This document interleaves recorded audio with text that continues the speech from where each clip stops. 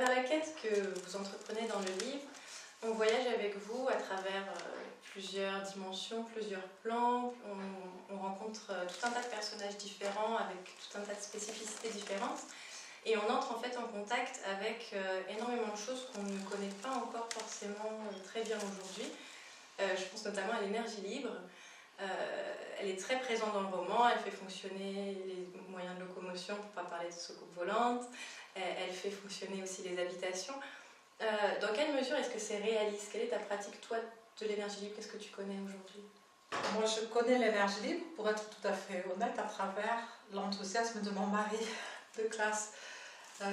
Vu qu'on vit ensemble et qu'on partage beaucoup de nos passions, et que ce livre est quand même l'expression de nos passions communes, j'ai aimé introduire ce qu'est sa passion, ce qu'est ma passion aussi, mais par dérivé, que moi je ne connais l'énergie libre surtout qu'à travers ce qu'il en dit. Ce que je connais de l'énergie libre, c'est sa logique absolue et l'absurdité de devoir croire qu'il faut payer pour de l'énergie qui est partout. Ça, pour moi, c'est un acquis, et que les civilisations d'harmonie tirent leur énergie de l'énergie libre, ça me paraît l'évidence. Maintenant, pour écrire les chapitres sur l'énergie libre, j'ai beaucoup demandé à Claes, et je lui ai même demandé de corriger ensuite. Je l'ai écrit d'abord, et puis on l'a enrichi mutuellement, parce que c'est plus sa passion que la mienne.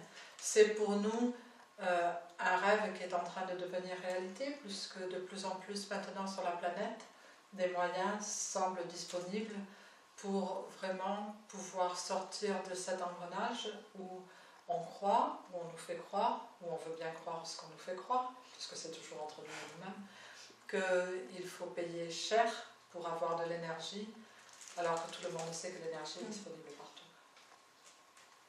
Tu parlais des civilisations d'harmonie.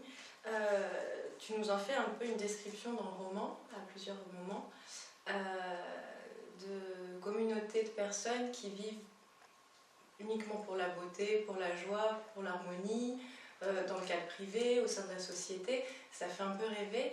Ma question, c'est qu'est-ce que c'est pour toi? Est-ce que c'est le passé de l'humanité, le futur de l'humanité? Est-ce que c'est un rêve? Est-ce que c'est un idéal vers lequel on peut tendre? Qu'est-ce que c'est pour toi, ces civilisations d'harmonie? Pour moi, c'est à la fois un idéal vers lequel on peut tendre, vers lequel on tend, tous d'ailleurs, et puis la réalité de maintenant, puisque je suis mon évidence, ma réalité, c'est qu'on est tous multidimensionnels, qu'on vit tous sur plusieurs plans, et qu'il y a un plan tridimensionnel qui aspire à s'ouvrir vers ces dimensions lumineuses et harmonieuses. Et ce plan tridimensionnel se place est régi par le temps linéaire, donc se place dans une ligne où on aspire à aller vers et on tend. Et c'est bien notre réalité tridimensionnelle que chaque être humain, du moins chaque être humain qui fait le choix de vivre sa vie pleinement et de ne pas vivre endormi, a cette aspiration ou cette conviction que la vie ne peut qu'être harmonie comme motivation principale de tout progrès, de tout. Et l'être humain s'autodépasse à la fois au niveau individuel et au niveau collectif d'ailleurs. On s'aperçoit que le collectif de l'humanité maintenant est très différent de ce qu'il était il y a, je sais pas, 20 ans, 30 ans, 40 ans, 50 ans, 100 ans, et que l'humanité s'ouvre toujours plus vers ce qu'est sa propre réalité en fait. Parce que cette civilisation d'harmonie et cette vie, c'est pas un rêve, c'est la réalité, c'est nous qui rêvons.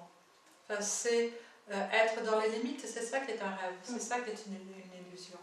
Et c'est l'invitation de ce livre, de réaliser qu'on peut se réveiller et sortir du rêve, et vivre la réalité qui est l'harmonie, qui est le tout est possible.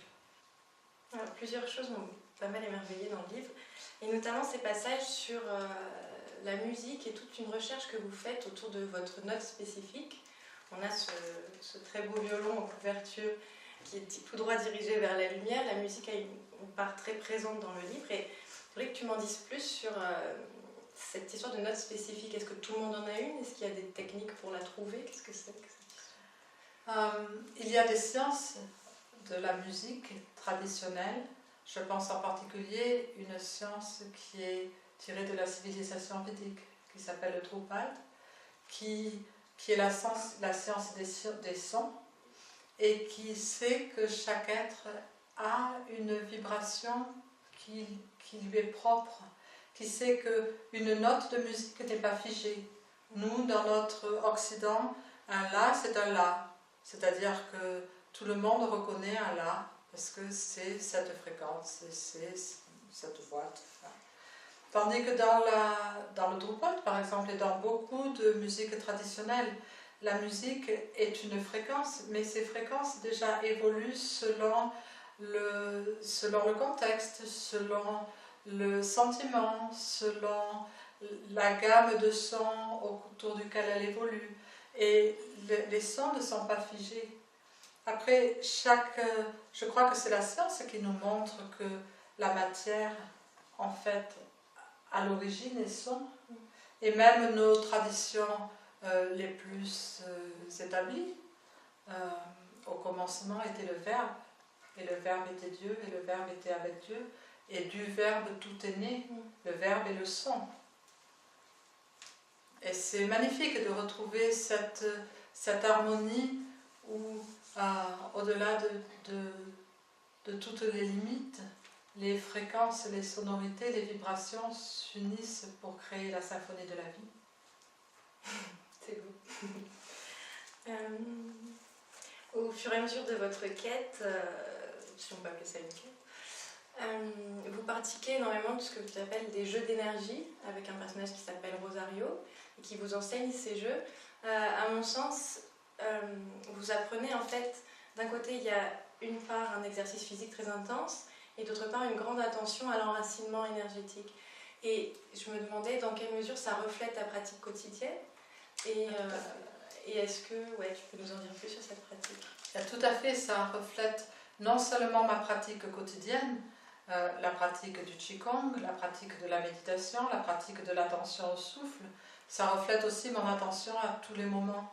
Parce qu'en fait, pour sortir de cette illusion ou de ce carcan du temps, où chaque moment est pressé dans une boîte de temps, et il faut se dépêcher pour passer à un autre moment, puis aller vers un autre moment. Si on voulait bien se poser et respirer profondément, on serait dans la plénitude de maintenant, et il n'y a plus de temps.